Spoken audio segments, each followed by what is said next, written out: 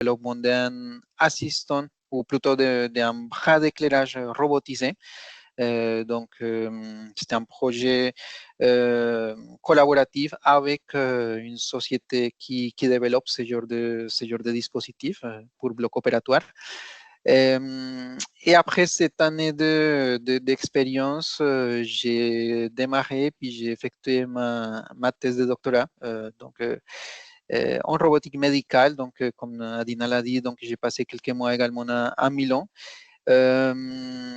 Et donc, ça portait principalement sur l'utilisation des robots collaboratifs dans des blocs opératoires et comment on peut garantir une coexistence, une cohabitation sûre entre les praticiens et ce type de robots en bloc opératoire.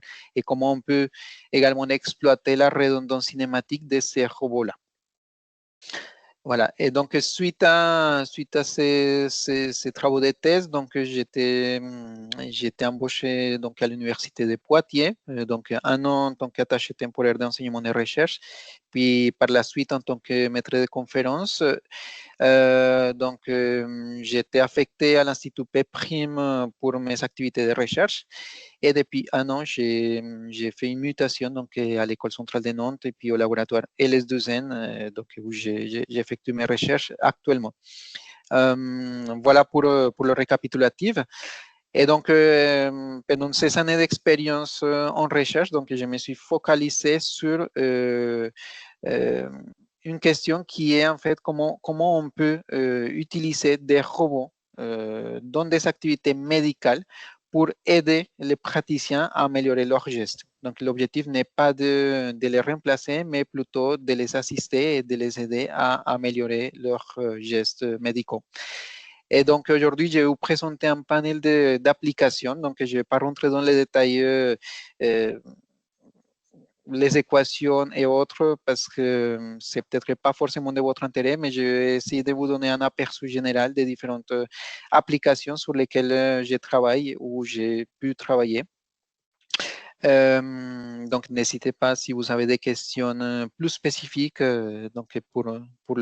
après la présentation ou voir, me contacter plus tard si cela vous intéresse. Donc, je commence par l'échographie Doppler. Oui. Here and on Zoom. Like record. You are recording? Yeah.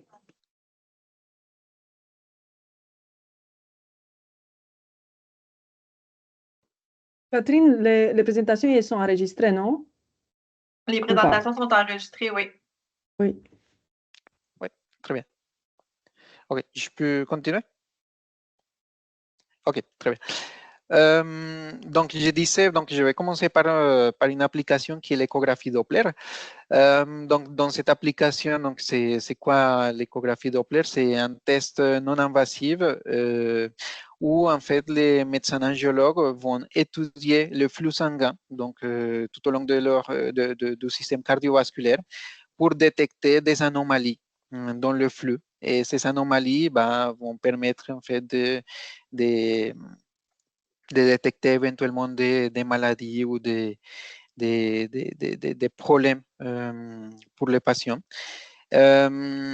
Donc, le problème, c'est que souvent, et même très souvent, dans ce type d'intervention, les praticiens doivent faire des mouvements assez larges sur le corps du patient, pour suivre tout le système cardiovasculaire et souvent, selon la morphologie du patient, ils doivent également appuyer assez fort pour que les images, les retours visuels soient plus visibles, plus clairs.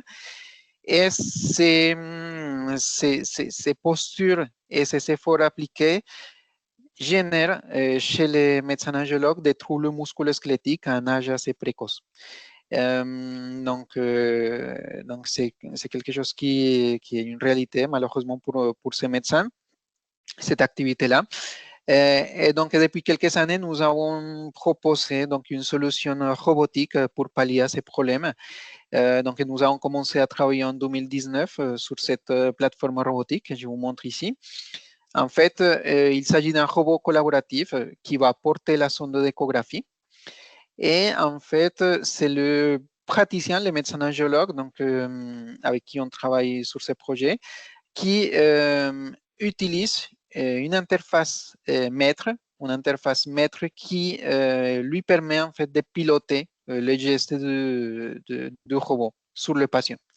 Donc cette interface maître est également une interface haptique, c'est-à-dire que les efforts d'interaction entre la sonde portée par le robot et le patient sont mesurés et sont restitués au praticien, ce qui lui permet en fait de mieux gérer son geste sur le patient.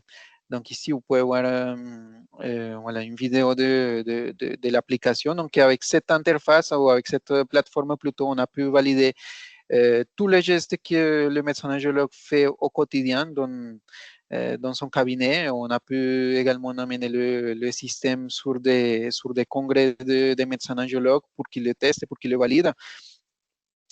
Et depuis, on a fait plusieurs améliorations. Donc, entre autres, on travaille actuellement sur le développement d'une interface haptique dédiée pour l'application parce que cette première version que vous voyez là, c'est une version qui utilise une interface haptique du marché qui est en réalité utilisée pour les jeux vidéo.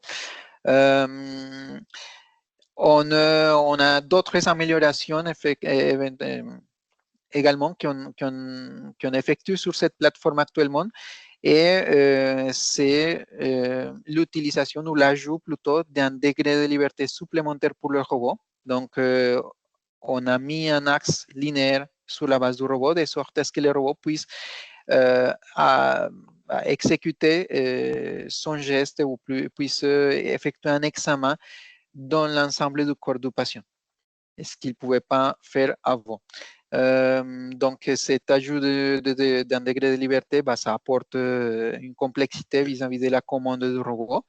Donc, on travaille actuellement sur différentes approches pour exploiter la redondance cinématique de ces systèmes-là, qui deviennent de plus en plus complexes et plus intéressants également d'un point de vue scientifique à analyser.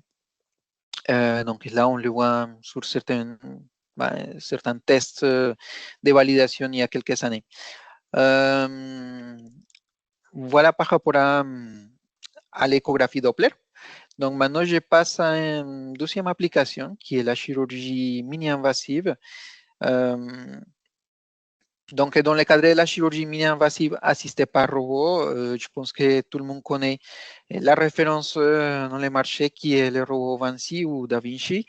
Ce robot, donc, qui est assez complet, qui permet de réaliser tout un panel assez important de chirurgie, est un système également assez coûteux. Et donc, pas tous les centres hospitaliers peuvent se permettre d'intégrer un système de ce type dans leur bloc opératoire. Et donc, nous avons commencé à travailler sur des applications un petit peu plus simples, donc qui nécessitent ou dans lesquelles l'assistance robotique pourrait être un plus, mais qui ne nécessiterait pas forcément un investissement aussi important. Et donc, nous avons commencé par traiter le problème de la célioscopie de base, en fait, dans laquelle vous avez un chirurgien qui insère ses instruments à l'intérieur de la cavité abdominale. Donc, pour avoir un retour visuel de ce qui se passe à l'intérieur de cette cavité abdominale, il y a une troisième incision qui s'est faite pour insérer une caméra ou laparoscope. Et cette caméra permet de transmettre l'image en fait de ce qui se passe à l'intérieur. Le problème, c'est que, donc, bien évidemment, le chirurgien n'a que deux bras, donc il peut que tenir ses instruments, il ne peut pas tenir également la caméra. Donc, il a besoin d'un assistant pour tenir et orienter cette caméra. Mais souvent, cet assistant est quelqu'un qui, ça peut être un interne, quelqu'un qui n'a pas forcément l'expérience, ou dans d'autres cas, ça peut être, ou en tout cas, quelqu'un de staff médical doit exclusivement être dédié à cette tâche, il ne peut pas faire d'autres choses. Et donc, en tout cas, en France, on parle souvent des problèmes de staff dans les blocs opératoires, dans les polycliniques et autres. Et on a entendu, nous, de notre côté, avec des chirurgiens avec lesquels on travaille, pas mal de témoignages comme quoi, effectivement, parfois, ils ne peuvent pas faire des opérations parce qu'il leur manque un assistant pour tenir la caméra. Donc, à cela s'ajoute le fait que parfois la personne qui tient la caméra n'a pas assez d'expérience, donc les problèmes de communication entre le chirurgien et cette personne-là peut augmenter le stress ressenti par le chirurgien et en tout cas peut éviter qu'il se focalise à 100% sur sa tâche. Et donc, pour pallier à ces problèmes, nous avons proposé également et nous développons actuellement une solution donc, robotique dans laquelle donc, le robot va être chargé de tenir et d'orienter de façon autonome cette caméra. Donc, on le voit ici donc, dans l'un des premiers tests que l'on a fait. Vous avez les chirurgiens qui opèrent dans un simulateur de cavité abdominale et le robot qui tient la caméra, le laparoscope.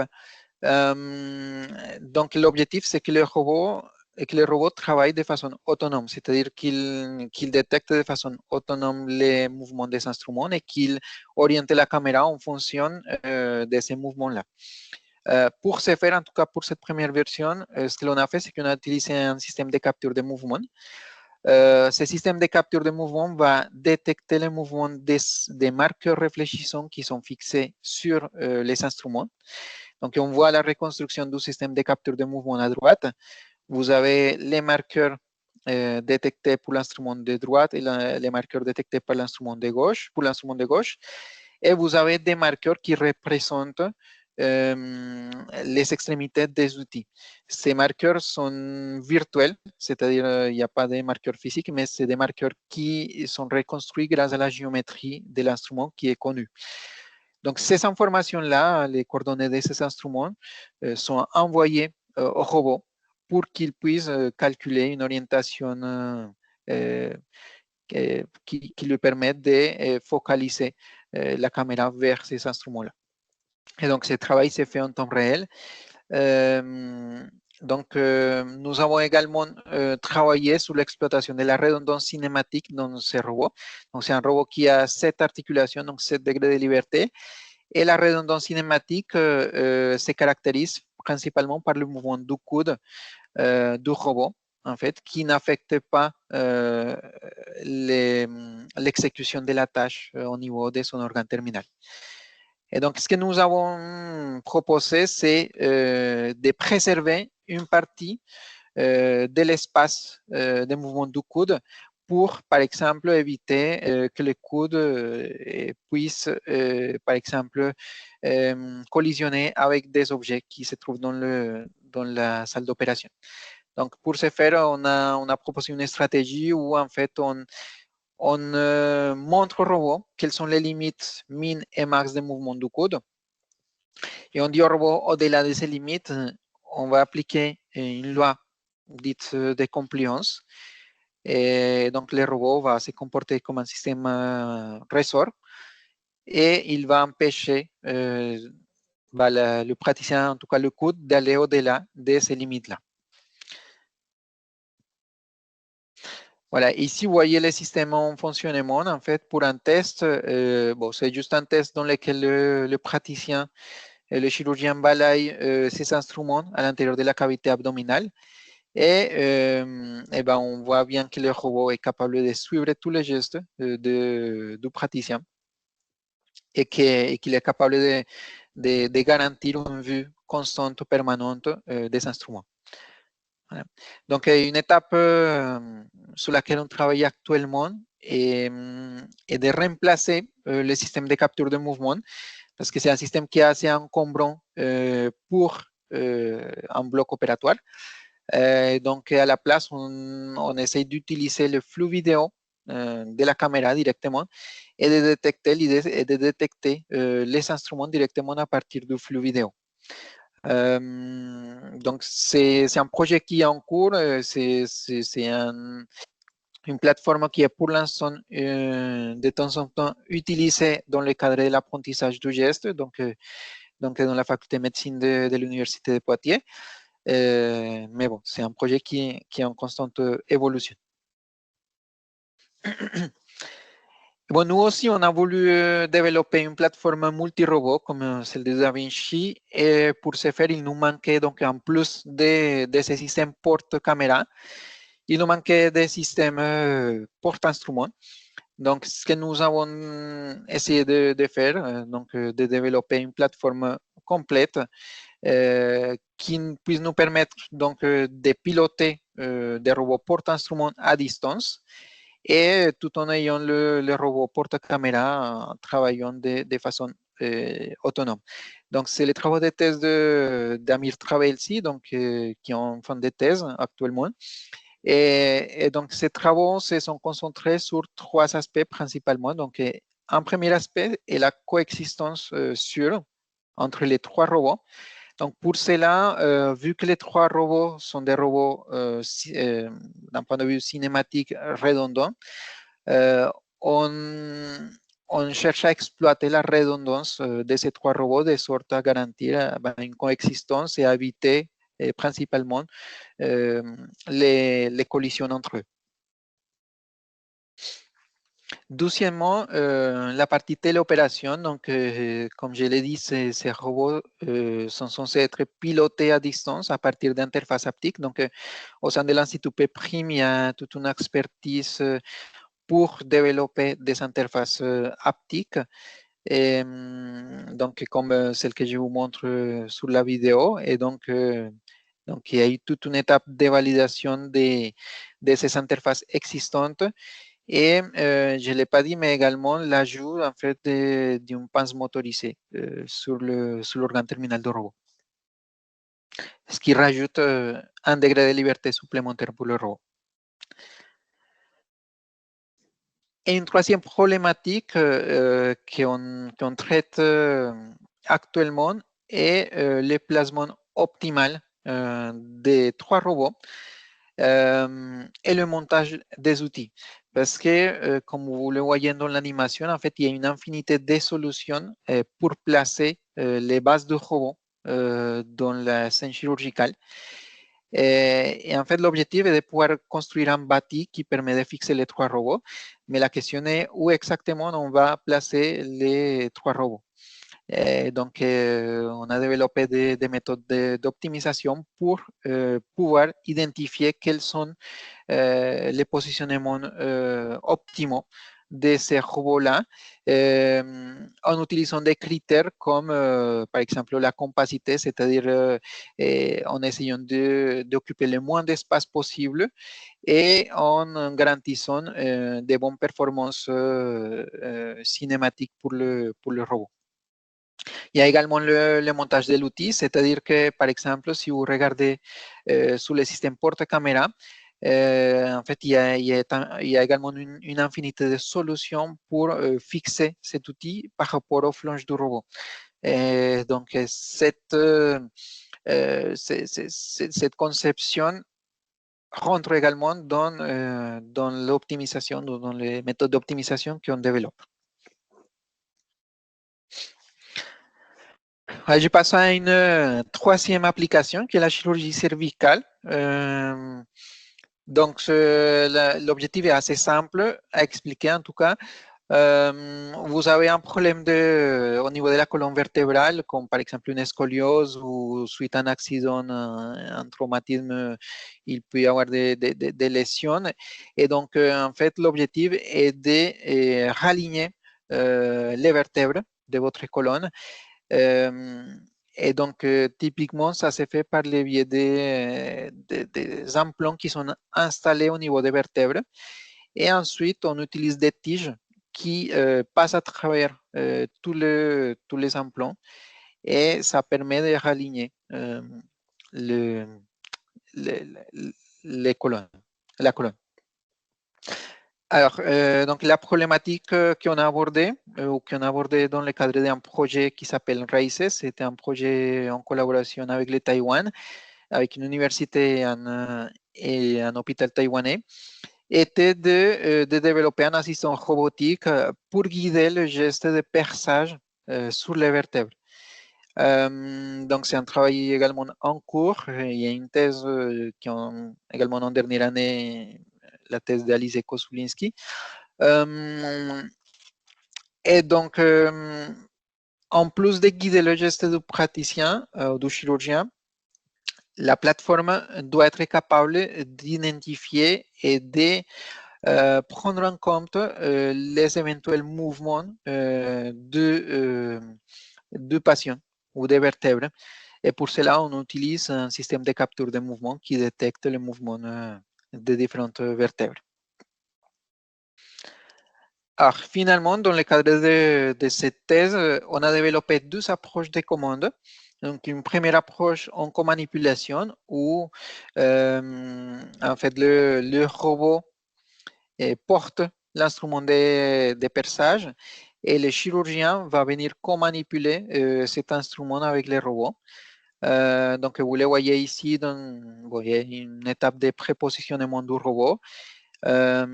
Une fois le robot prépositionné, donc c'est par rapport à une planification de la chirurgie. Une fois ce robot prépositionné, le praticien ou le chirurgien va venir co-manipuler ce robot, le positionner au niveau du point d'insertion. Puis par la suite, le robot il va permettre des mouvements que selon cet axe de perçage, une fois cet axe validé, et jusqu'à une profondeur désirée. Et donc, cette profondeur est bien évidemment identifiée par le biais de l'imagerie, de sorte à éviter de toucher, par exemple, la moelle épinière ou de percer complètement les vertèbres. Voilà. Vous avez également un cluster de marqueurs qui permet, qui est fixé, voilà, c'était juste un test sur un rachis imprimé en 3D, mais on a également fait des tests sur des modèles cadavériques. Et en fait, ce cluster est fixé sur la vertèbre la plus proche afin d'identifier les éventuels mouvements des vertèbres et de donner ces informations au robot pour qu'il compense ces mouvements. Et un deuxième mode de commande, c'est la téléopération. Donc, on a développé une interface haptique dédiée à cette application-là. Donc, on a étudié tous les gestes du praticien pour proposer quelque chose qui soit adapté à cette application. Et l'objectif est d'utiliser cette interface pour piloter les robots à distance. Et donc, finalement, le mode de fonctionnement est assez simple. Le praticien, à l'aide de l'imagerie, va définir un axe de perçage. Et une fois l'axe de perçage défini, l'interface va fixer cet axe.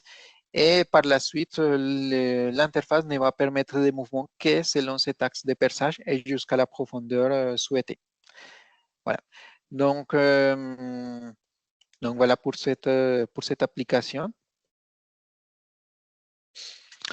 Il y a un nouveau projet sur lequel je travaille actuellement à Nantes, au sein du laboratoire LS2N. C'est l'assistance aux gestes d'intervention percutanée. Donc, que ce soit la biopsie, l'application de la péridurale, l'application d'anesthésie régionale. Donc, l'objectif est d'améliorer d'améliorer ces gestes médicaux pour avoir une conséquence positive sur les patients. Donc, réduire les effets négatifs dus à ce type de gestes. C'est un projet qui démarre tout juste, mais l'objectif peut être résumé par ces schémas. Donc, l'objectif est de développer, de concevoir un robot qui va co-manipuler l'outil de ponction avec les praticiens. Et j'ai oublié de préciser qu'on va se focaliser sur des applications qui sont éco-guidées ou des interventions qui sont éco-guidées. Et donc, le robot qu'on va concevoir va également devoir porter la sonde d'échographie. Donc, cette sonde d'échographie peut être co-manipulée ou alors, ce que l'on espère, c'est qu'à terme, donc, il soit piloté de façon complètement autonome par le robot. Et donc, tous ces systèmes est à développer, c'est un système mini, ce que l'on appelle un système mini. Et l'objectif, c'est que le praticien puisse être guidé par le robot. Donc, c'est-à-dire que si, par exemple, par le biais de l'imagerie, il y a un obstacle qui est détecté ou alors il y a une trajectoire optimale à suivre pour atteindre la cible, bah, le robot, il va guider ce geste du praticien ou il va l'empêcher de se déplacer ou autre. Donc, ce système mini va être couplé à ce que l'on appelle un système macro. Donc, c'est un robot industriel qui va être dédié principalement au prépositionnement de toute l'interface sur ou à proximité du patient. Donc, il y a il y a plein de questions scientifiques qui se résume dans ces dessins parce qu'il y a toute la partie imagerie qu'on peut intégrer, il y a toute la partie commande, guidage virtuel, il y a également la partie commande du système macro plus le système mini. Donc, c'est des questions sur lesquelles on s'attaque à partir de cette année-là. Donc, pour résumer la proposition, donc c'est un système qui est co-manipulé, donc c'est tout l'intérêt de ce système par rapport à la plupart des systèmes qui existent dans la littérature, qui sont des systèmes plutôt téléopérés. Donc là, l'avantage, c'est que le praticien a la main directement sur le patient. Et ça, le praticien préfère souvent. Donc, l'idée est de développer quelque chose qui soit le plus large possible pour la plupart d'interventions éco-guidées. Donc, pour cela, on a des collaborations avec différents services du CHU de Nantes, donc des praticiens qui travaillent ou qui participent de ces projets. Donc, parce qu'on voit en fait que ce type d'intervention existe dans quasiment tous les services hospitaliers. Et puis, bon, il y a toute la partie suivi de l'aiguille et puis asservissement visuel, donc des travaux qui existent et qui sont allés très loin dans la littérature pour être utilisés dans ces projets-là. On a également des partenaires qui commencent à arriver pour développer cette partie-là. Et puis, on voit que c'est un système qui n'est pas, on envisage qu'il soit pas seulement utilisé dans des interventions, mais également pour l'apprentissage du geste médical, parce qu'on peut le coupler soit avec un fantôme, soit avec un modèle virtuel du patient, et on peut utiliser cette interface pour montrer aux internes, par exemple, comment réaliser leur geste de la meilleure façon, leur guider de moins en moins progressivement selon une courbe d'apprentissage. Voilà. Et une dernière partie de ce que je voulais vous présenter aujourd'hui, ça concerne l'appui à la recherche dans le domaine médical, c'est-à-dire comment on peut se servir des robots ou comment on peut aider plutôt les médecins dans leur recherche, parce que pour ceux qui font de la recherche, en utilisant des robots. Et donc, on a plusieurs projets. Donc, pour ça, on vous montre je vous montre deux projets principalement. Donc, le premier, c'est l'utilisation des prothèses, ou plutôt l'évaluation des prothèses d'arthroplastie lombaire. Donc, c'est ce genre de prothèses qu'on utilise pour remplacer les disques qui sont abîmés au niveau du rachis. Et en fait, surtout les collègues biomécaniciens et bien évidemment les chirurgiens étudient et ont besoin en fait des machines qui leur permettent d'étudier les caractéristiques mécaniques de ces prothèses. Voilà. Et puis, ils s'intéressent également à d'autres problématiques ou d'autres questions, par exemple sur l'influence des géométries des différentes vertèbres dans le comportement biomécanique de ces prothèses-là. Et donc, pour appuyer ces travaux de recherche, nous utilisons ce type de setup donc, qui concerne l'utilisation en fait d'un bras robotisé pour solliciter les rachis. Donc là, sur l'image, c'est un rachis complètement synthétique. Donc, que l'on peut également bloquer pour simuler en fait une chirurgie dans laquelle on solidarise certaines vertèbres pour solidifier le rachis. Mais on peut s'imaginer l'utilisation de ces robots-là pour la sollicitation dans différents cas. Donc, également, par exemple, dans un modèle imprimé en 3D, mais avec la vraie géométrie des vertèbres, en utilisant ce type de prothèse. Ou alors, tout simplement, l'analyse d'un rachis réel ou finalement l'analyse d'un rachis réel, mais en incluant une prothèse de ce type. Donc, il y a plein d'analyses biomécaniques qui peuvent être faites à partir des résultats fournis par ces robots-là. Parce que ces robots-là peuvent simuler en fait tous les mouvements des charges en fait sur le rachis, tous les mouvements et toutes les charges de rachis dans la vie quotidienne. Voilà. Il y a également un deuxième projet qu'on a démarré cette année, donc qui porte sur l'étude de nouvelles techniques pour la chirurgie du ménisque. Donc, des chirurgiens au CHU de Poitiers s'intéressent à évaluer de nouvelles techniques qu'ils proposent. Et donc, pour ce faire, ils ont besoin en fait de réaliser les opérations sur des modèles anatomiques et par la suite de simuler en quelque sorte sur ces modèles anatomiques les gestes en fait de marche, comme si c'était une personne réelle qui marchait. Donc, pour ce faire, quoi mieux que d'utiliser un robot en fait qui va prendre la jambe donc d'un modèle cadavérique auquel on lui a opéré son ménisque avec la technique étudiée. Et en fait, on va venir solliciter la jambe donc une fois, de sorte à simuler les mouvements de marche. Et en plus de cela, on est capable, en utilisant le robot, d'appliquer une charge, une précharge sur la jambe. Donc, suite à cela, on peut rouvrir pour vérifier en fait le comportement de la suture et faire des évaluations. Donc, voilà, c'est un travail en cours. On a fait des tests de validation. Maintenant, on est sur le protocole expérimental, évaluation des différents corps pour tirer des conclusions, comparer avec les sutures classiques, etc.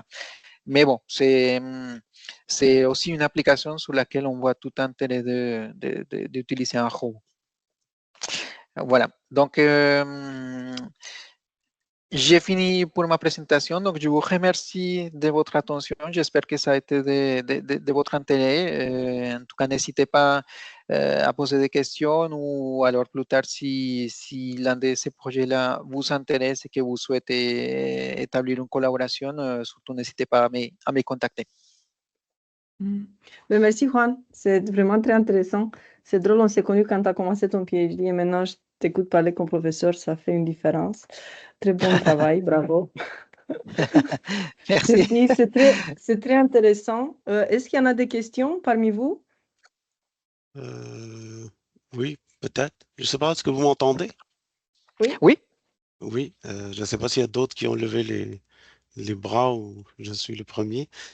Alors bonjour, Rachid Aïssaoui, Bonjour. professeur à l'École de technologie supérieure ici à Montréal. Merci pour ta présentation très claire, très succincte sur l'utilisation des robots. En fait, j'avais deux questions, mais je vais commencer par la première, peut-être qui m'intéresse beaucoup. Dans votre présentation, surtout au début de tous les systèmes haptiques, l'utilisation d'un chirurgien ou d'un médecin de ce robot pour aller à l'intérieur du corps, donc de manière invasive, vous avez dit que vous utilisez des systèmes optoélectroniques, donc comme ici dans ces caméras-là, la précision est généralement à peu près de 0,3 mm en reconstruction de ces marqueurs. Vous avez dit que vous allez remplacer ces caméras par une caméra vidéo avec flux optique. Ma question est relative à ça dans le domaine de le hand-eye calibration. La précision est importante. Quelle serait la précision minimale qu'il faut pour vos robots pour que ça puisse fonctionner avec une caméra vidéo simple? Super. Bah, merci beaucoup pour la question, Rachid. C'est vraiment très intéressant. Ce que je peux vous dire par rapport à ça, c'est en fait surtout le retour qu'on a eu de chirurgiens qui ont testé la plateforme. Oui. Parce que justement, au tout début, on se disait, oui, effectivement, donc on va essayer de trouver un système qui soit le plus précis possible pour que l'erreur soit le moindre au niveau du positionnement du robot. Et, et en fait, dans le premier test, il y a quelque chose qui a un peu choqué les chirurgiens, et c'était que le robot allait trop vite. C'est-à-dire que quand il exécutait un mouvement avec ses instruments, les robots, il allait vraiment très vite pour suivre ces gestes-là. Et en fait, ça, c'est quelque chose qui les perturbait. Et donc, en fait, on a fini par comprendre que la précision n'est pas l'intérêt prioritaire dans cette application-là. Et donc, à tel point qu'on s'est permis donc d'utiliser un mode de commande du robot qui n'est pas même pas un mode de commande en position. Donc, c'est-à-dire que le robot il suit pas la position parfaitement. On a implémenté un mode de commande en compliance, donc en impédance. Le robot il suit d'une façon très douce le geste des instruments. Et en fait, les praticiens ont beaucoup plus apprécié. Parce que c'est un mouvement fluide qui ne perturbe pas les chirurgiens. Voilà. Donc, maintenant, avec le nouveau système qu'on souhaite implémenter avec le suivi via l'analyse d'image, l'analyse du flux vidéo, on est sur les mêmes conditions. En fait, la seule chose qu'on a besoin, c'est non pas d'une précision énorme, mais plutôt d'une rapidité en termes de temps réel sur le système. Voilà. Là les systèmes de capture de mouvement fonctionnent, si je ne me trompe pas, 130 Hz et ça suffit largement pour nous. Et donc, on s'attend à quelque chose de similaire sur le suivi sur flux vidéo. Merci beaucoup. Très sympathique. De rien. Merci. Merci. Je vois Dalia. Bonjour, merci beaucoup pour la belle présentation. C'était vraiment très clair. J'avais une question. Moi, je suis à l'Université de Montréal à l'école de réadaptation. Je m'intéressais quand vous avez parlé de l'interface haptique sur le télé-robot, téléopération, si je me rappelle bien. Pouvez-vous nous parler un petit peu plus de l'aspect haptique? Oui, tout à fait. Par exemple, je peux vous reparler de ces systèmes. Donc, effectivement, là, on a besoin en fait que le praticien ou que le chirurgien, que ce soit en comanip ou en téléopération, puisse ressentir les efforts de perçage pour qu'il sache en fait où il est. On a besoin en fait si c'est le cas d'un perçage total, on a besoin que le praticien, ou c'est ce que l'on s'est dit au tout début, que le praticien puisse ressentir en fait l'effet de passer d'une couche à une autre ou de passer au vide. Et donc, en manipulation, ça s'est fait tout seul parce que le robot, il suit les mouvements du praticien. Donc, effectivement, le chirurgien est capable de ressentir ces efforts. Mais en téléopération, on aurait besoin de la même chose. Et d'où l'intérêt d'avoir un retour haptique. Donc, pour implémenter ce retour haptique, on a utilisé, en tout cas pour cette première version, on a utilisé des moteurs pilotés en couple directement qui nous permettent en fait de garantir une transparence et qui nous permet de restituer des efforts. Alors, le robot, lui, il mesure les efforts d'interaction avec les patients. Donc, ces efforts-là sont renvoyés côté interface haptique et sont restitués au niveau de l'organe terminal de l'interface. Et qu'est-ce qui est restitué? Qu'est-ce que la personne ressent à l'autre bout? Il ressent l'effort, en fait, il ressent directement l'effort, comme s'il il était en train de toucher directement le patient. OK, OK. Ah, c'est intéressant. Bon. Voilà. Merci. Merci, Dalia. Il y a une question sur le chat, Juan, pour toi. Est-ce qu'il y a une diminution notable de risque de complications avec les assistants robotiques dans le cadre des chirurgies?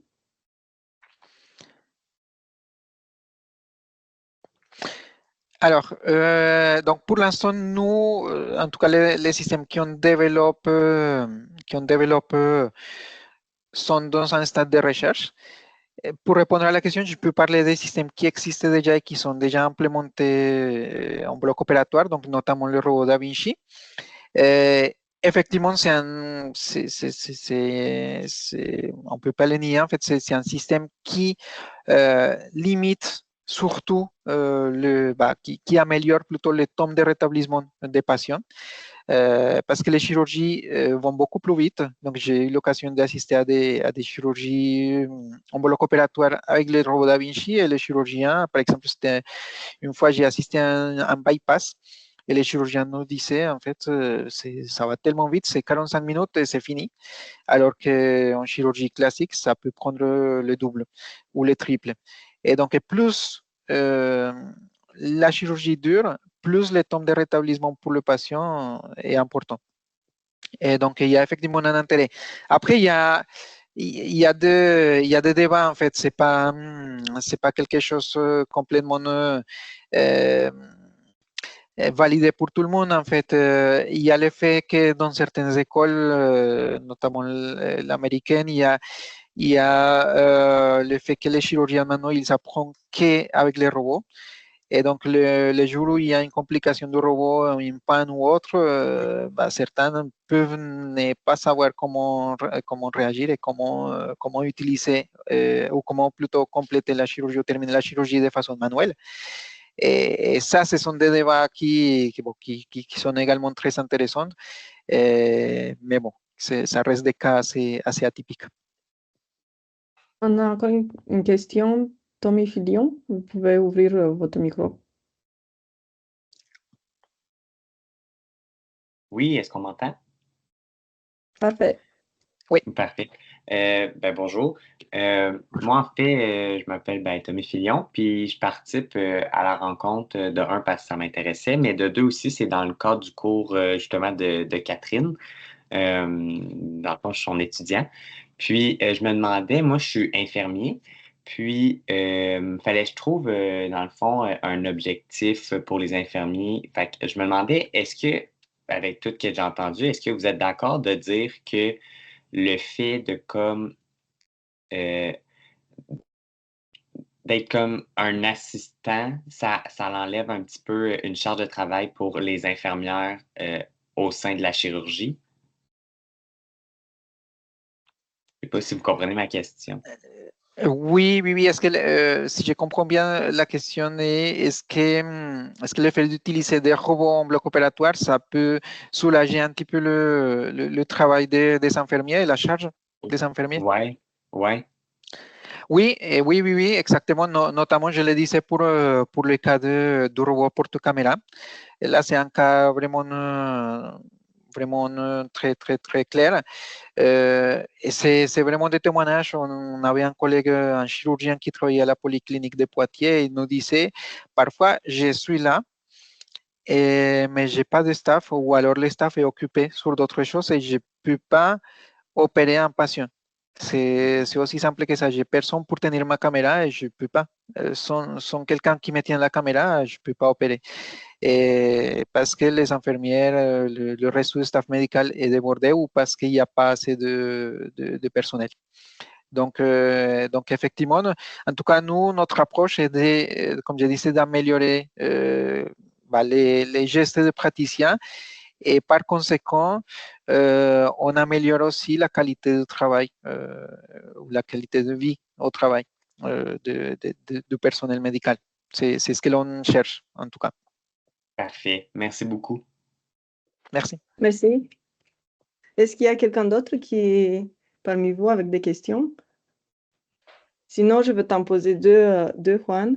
Tu sais très bien, mon background là, c'est vraiment de comment donner de l'intelligence à ces robots-là que tu en parles. Donc, j'ai une question pour le devantier. Tu te rappelles plus, mais durant ma soutenance de thèse, je parlais qu'est-ce qui se passe si, durant la téléopération de deux bras, d'accord? Il y a, je sais pas, le chirurgien, il a une malaise. Qu'est-ce qui se passe avec ce bras-ci? Est-ce qu'ils vont s'arrêter à faire la chirurgie? Ça peut en avoir un impact sur le patient parce qu'il peut mourir, n'est-ce pas? C'est comme, j'imagine, je fais juste des hypothèses. Est-ce que tu penses, en discutant avec des chirurgiens, qu'ils seront d'accord à de nouvelles méthodes que ça existe en apprentissage bientôt d'intelligence artificielle qui peuvent reprendre la main et puis faire les gestes des chirurgiens pour finir l'opération, ou ils préfèrent pas du tout avoir de ce genre de méthode dans leur bloc opératoire?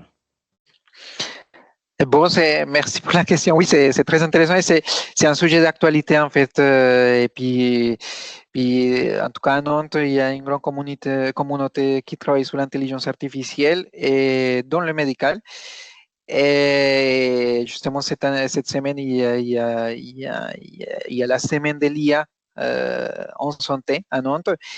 Et j'ai assisté à des débats par rapport à ça. Et c'est, en fait, les médecins sont en train d'accepter, en quelque sorte, que l'arrivée de l'IA est inévitable. Et pour certains, pour beaucoup, est vraiment quelque chose qui va les soulager, notamment pour tout ce qui est analyse d'imagerie. Parce que les chirurgiens ou les médecins radiologues, par exemple, doivent passer des journées à regarder des images et des images et des images et pour détecter des problèmes.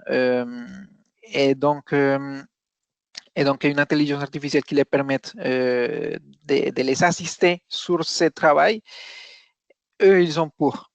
OK? Sous condition qu'après, une fois que l'IA donne son avis, eux, ils valident derrière, bien évidemment. OK? Par contre, en termes de robotisation, là, je pense qu'on est encore un peu loin et je pense que c'est pour ça que nous, notre approche a toujours été de développer des assistants et non pas de développer des robots qui remplacent les chirurgiens parce que personnellement, je ne crois pas que ça va arriver dans peu de temps. Mais effectivement, au moins une assistance basée sur l'IA, oui, ça peut être très valorisant. Je ne sais pas, je pose un exemple là un exemple assez bête, mais sur la première application que je vous ai montrée, qui était l'échographie Doppler, en fait, sur l'interface, on a cette interface qu'on a utilisée au tout début et qu'on continue à utiliser parce qu'on développe une interface propre à nous, mais pour l'instant, on utilise celle-ci. En fait, celle-ci, c'est le couplage. C'est ni plus ni moins que le couplage entre une interface donc pour les jeux vidéo qui permet les déplacements, les translations, puis une centrale inertielle qui est mise à l'intérieur de cette coque ou de cette fausse sonde. Donc, il y a une liaison universelle qui est mise entre les deux. Et le problème, c'est qu'il n'y a aucun retour d'effort ou il n'y a aucune... en fait, les mouvements de rotation sont complètement passifs. C'est-à-dire que si, par hasard, je ne sais pas, tu disais, il y a un arrêt, bon, le praticien, il souffre d'un arrêt cardiaque ou autre, il lâche sa sonde fictive, bah, la sonde, elle va tomber et le robot, il va tomber aussi contre le patient probablement. Okay? Et donc, effectivement, une assistance dans ce genre de cas qui détecterait un accident de ce type, parce qu'on sait bien que ce type d'intervention sont des interventions où les mouvements sont assez doux. Donc, il serait possible éventuellement d'identifier ce type de gestes brusques et que l'intelligence artificielle au moins permet de limiter les dégâts. Ça, je le vois, oui. Ça, je le vois possible. Voilà. D'accord. Ben, merci. Et la deuxième, c'est, oui, bon, il n'y en a pas des assistants pour tenir la caméra, mais est-ce qu'on a confiance que le robot, il va comment dire, le Da Vinci de ce que j'ai vu, c'est qu'il y a quelqu'un à côté. Il y en a une infirmière à côté qui va faire en sorte que s'il y a un problème, va arrêter les robots. C'est dans toutes les images que tu vois. Il n'y a pas que le chirurgien, mais à côté de la machine, il y a un humain qui, si jamais ça se passe quelque chose, il va arrêter ou je ne sais pas comment il va intervenir. Et avec toutes les propositions, toutes les solutions que tu as proposées, c'était quoi le risque? Ils ont jamais vu un risque? Peut-être le robot il va faire n'importe quoi avec la caméra ou est-ce que tu as des choses à dire sur ce sujet-ci? On peut vraiment enlever l'assistant de de l'opération où on a besoin. Oui, effectivement. Bah là, oui, effectivement, sur le Da Vinci, en tout cas, de ce que j'ai vu aussi, à chaque fois que je suis allé au bloc opératoire, il y a quelqu'un de staff médical qui est dédié à 100% à vérifier le comportement du robot. Donc, il est juste à côté. Si jamais il y a un souci, il peut l'arrêter ou alors c'est la personne qui est chargée aussi de déplacer les instruments, de sortir les instruments aussi. Nous, dans ce que l'on a fait, pour l'instant, on ne s'est pas trop occupé de cet aspect sécurité, c'est vrai, mais c'est sûr que c'est quelque chose qu'il faudrait prendre en compte si on veut aller plus loin. Mais bon, c'est quelque chose qui s'additionne au travail, mais qui n'empêche pas en fait de valider tout ce qui est la partie fonctionnement de la plateforme. Ah non, non, c'est pas pour ça que je disais nécessairement la validation de la plateforme, c'est que à chaque fois qu'on parle des robots, on parle qu'on enlève les gens qui faisaient la tâche, mais dans le contexte où oui, on a un robot, ça veut dire que les gens ils doivent s'améliorer à comment puissent intervenir, ils peuvent faire autre chose en attendant, tu sais, mais avoir une connaissance de comment les robots ils fonctionnent. Et j'imagine que tes projets, ça fonctionne si bien parce que les chirurgiens et puis les gens vos collaborateurs, ils ont compris ce que vous faites. Tu sais, c'était clair et net ce que vos robots ils ont fait. C'est pour ça que la confiance a été créée. C'était plus pour ça, c'est pas pour mettre en doute la validation des robots. Ah, c'était non, plus qu'on peut pas enlever les gens complètement et puis il n'y en a pas cette peur. Les robots, ils vont venir prendre notre place là finalement. Oui, non, complètement. Oui, je vois difficilement en vrai, je n'envisage pas d'avoir un robot complètement en autonomie totale sur un patient et sans avoir besoin d'un médecin. Je ne pense pas que ça va arriver dans pas longtemps. Non, je pense pas. En tout cas, je ne pense pas que je ne le verrai pas de mes yeux. C'est bon. Ben, il reste 3 minutes. Si jamais on a une question, peut-être on a le temps d'une autre question. Merci, Juan. C'était vraiment très intéressant. Okay. Sinon, ben, je passe la parole à Catherine. Merci, Catherine. Oui, ben en fait, là, je vais prendre même pas les 2 minutes qui restent, mais je tiens juste à remercier là, vraiment beaucoup Juan Sandoval pour la présentation. Merci, merci. C'était bien intéressant. Je pense que les questions reçues aussi démontrent l'intérêt que Inter a pu avoir là, avec votre présentation. Donc, merci. Donc, moi, je fais des vrais applaudissements. On a reçu des applaudissements virtuels, mais là, je me permets des vrais applaudissements.